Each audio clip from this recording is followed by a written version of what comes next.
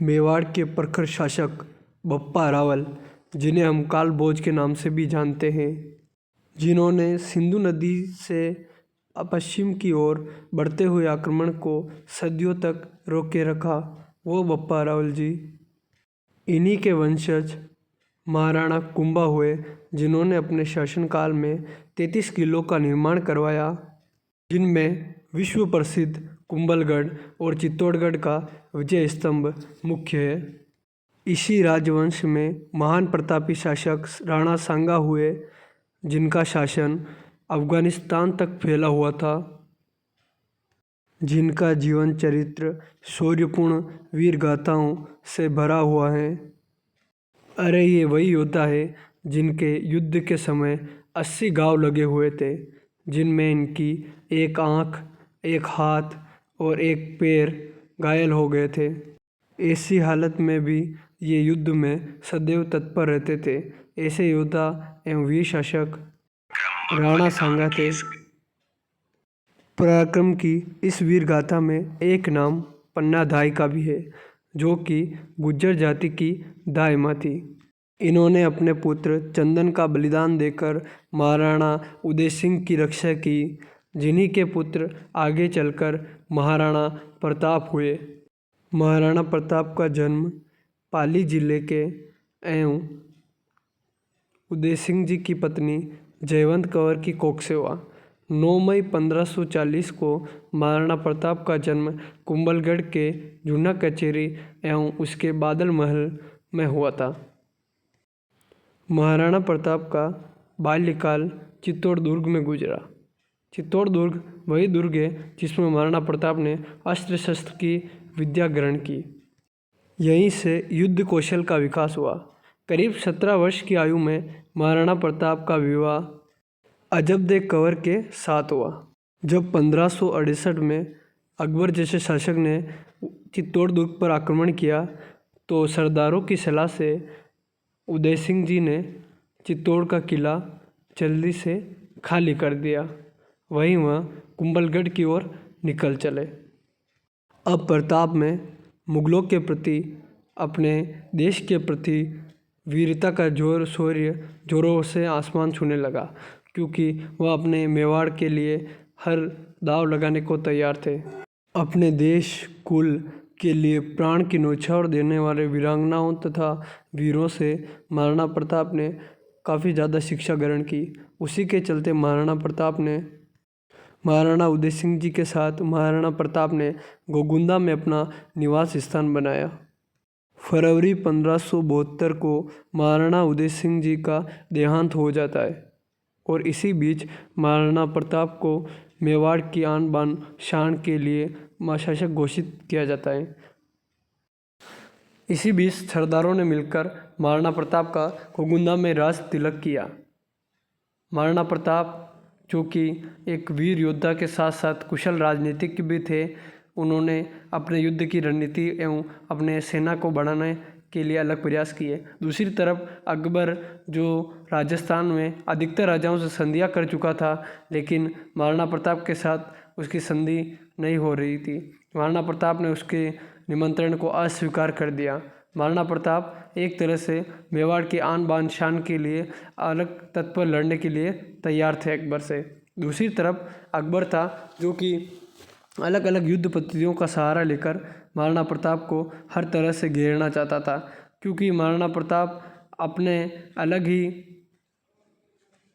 स्वाभिमान के लिए जीते थे। एक सुबह जो थी 21 जून 1576 की सुबह हुई, जिसे हम हल्दी घाटी युद्ध के नाम से जानते हैं या खमनोर तलाई के युद्ध के नाम से जानते हैं, जहाँ पर महाराणा प्रताप की एक तरफ सेना और दूसरी तरफ मानसिंह, जो कि अकबर की जो मुग़ल सेना थी, उसका नेतृत्व कर रहा था। दोनों ने मिलकर आमने सामने सेना अपनी तैयार की। महाराणा प्रताप ने अपनी सेना को गोरिल्ला पद्धति के लिए पहाड़ियों में छिपाया हुआ था। वहीं दूसरी तरफ महाराणा प्रताप की जो हरावल सेना थी, वो उसका नेतृत्व उस सेना का नेतृत्व हकीम का सूरी कर रहे थे। वहीं मानसिंह की सेना के साथ साथ एक मुस्लिम सेनापति और आया था। ठीक है, भील राणा पूंजा, जिसका नाम आपने सुना ही होगा दोस्तों, इस भील राणा पूंजा ने अपनी सेना को गोरिल्ला युद्ध पद्धति, जो कि महाराणा प्रताप की श्रेष्ठ पद्धति थी, उससे पहाड़ी में छिपकर मुगलों पर तीर बरसाए, जिससे मुगलों को शुरुआती दौर में काफ़ी ज़्यादा घायल होना पड़ा। दूसरी तरफ दोस्तों, ये युद्ध काफ़ी खतरनाक साबित हुआ मुगलों के लिए, जो कि 80,000 की सेना लेकर आए थे और महाराणा प्रताप की 20,000 की सेना था। शुरुआती दौर में महाराणा प्रताप की सेना ने ऐसी युद्ध नीति से युद्ध लड़ा कि मुगलों के छक्के छुड़ गए। दूसरी तरफ महाराणा प्रताप ने अपने युद्ध रणनीति से, जो कि चेतक घोड़े पर सवार थे, उन्होंने मानसिंह को देखते ही चेतक को मानसिंह की तरफ मोड़ लिया और चेतक ने जल्दी से अपने दोनों पैर हाथी की सूंड पर लगाए और मानसिंह ओहदे में दुबक गया। वहीं महाराणा प्रताप ने भाले से इतने वार किए कि जो हाथी का जो सवारी करने वाला था वो तो घायल हो ही हुआ और मानसिंह भी घायल हो गया, लेकिन अंत में उतरते समय जो हाथी की जो तलवार थी उससे चेतक का पैर कट गया। वहीं बड़ी सारडी के जो झाला अज्जा थे, उन्होंने महाराणा प्रताप के राज मुकुट धारण किया और महाराणा प्रताप को युद्ध क्षेत्र से बाहर निकाला। महाराणा प्रताप के मुकुट को देखकर मुगलों ने अज्जा को घेर लिया और उन्हें वीर गति को प्राप्त कर दिया। दूसरी तरफ चेतक अपनी कटी हुई टांग से दौड़ता गया और महाराणा प्रताप को एक बरसाती नाले को पार कराते हुए युद्ध क्षेत्र से बचाकर निकाल दिया। अंत में उसने अपने प्राणों की आहुति दे दी। चेतक, जो कि एक वीर एवं साहसी घोड़ा था, वो भी इस युद्ध में काम आ गया। इस युद्ध का निर्णय यह हुआ कि महाराणा प्रताप अपना युद्ध दुर्ग को छोड़कर जंगलों में चले गए। वहीं भील राणा पूंजा के साथ मिलकर घास फूस की रोटी खाई तथा प्रण लिया कि जब तक वह मेवाड़ को स्वतंत्र नहीं करा देते तब तक वह आराम से नींद भूख प्यास को त्याग देंगे। इसी के साथ महाराणा प्रताप की शुरुआत होती है दिवेर के युद्ध से। दिवेर के युद्ध में उन्होंने जीतकर कुंभलगढ़ पर अधिकार कर लिया।